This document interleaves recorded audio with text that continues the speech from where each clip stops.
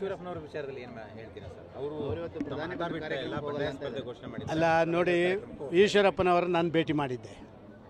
ಅವರಲ್ಲಿ ನಾನು ಹೇಳಿದ್ದೆ, ನೋಡಿಯಪ್ಪ, ಯಾರೆಲ್ಲ ನಾವೆಲ್ಲ ಮನಸ್ಸಿಗೆ ನೋವಾದವರಿದೆಯಾ, ಯಾರೆಲ್ಲ ಪಕ್ಷ ಕಟ್ಟಿದವರಿದ್ದೇವ, ನಾವೆಲ್ಲ ಇದನ್ನು ಒಟ್ಟಿಗೆ ಹೋಗಿ ಮೇಲ್ಮಟ್ಟದಲ್ಲಿ ಇದನ್ನು ಹೇಳಿ ಅದಕ್ಕೆ ತೀರ್ಮಾನ ತಗೊಳ್ಳುವ ಅಂತ ಹೇಳುವಂಥ ಮಾತನ್ನು ಹೇಳಿದ್ದೆ. ಆದರೆ ಅವರು ಅವರದ್ದೇ ನಿಲುವನ್ನು ತಗೊಂಡಿದ್ದಾರೆ. ಆದ ಕಾರಣ ನಾನು ಅದರ ಬಗ್ಗೆ ಏನು ನಾನು ಹೇಳಲಿಕ್ಕೆ ಇಚ್ಛೆಪಡೋದು. ಆ ಥರದೊಂದು ನಿರ್ಣಯ ಅಲ್ಲ ಸರ್, ಎಲ್ಲವನ್ನ ಈಗ ಹೇಳಿದರೆ ನಾಳೆಗೇನು ಉಳಿಯುತ್ತೆ? ಆದ ಕಾರಣ ನಾಳೆ ಬನ್ನಿ. Thank you.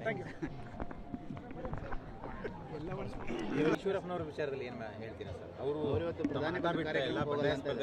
ಅಲ್ಲ ನೋಡಿ, ಈಶ್ವರಪ್ಪನವರು ನಾನು ಭೇಟಿ ಮಾಡಿದ್ದೆ.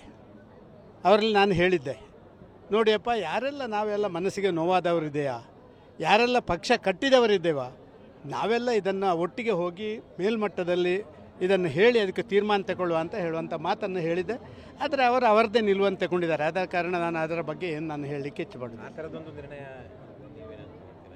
ಅಲ್ಲ ಸರ್, ಎಲ್ಲವನ್ನ ಈಗ ಹೇಳಿದರೆ ನಾಳೆಗೇನು ಉಳಿಯುತ್ತೆ? ಆದ ಕಾರಣ ನಾಳೆ ಬನ್ನಿ.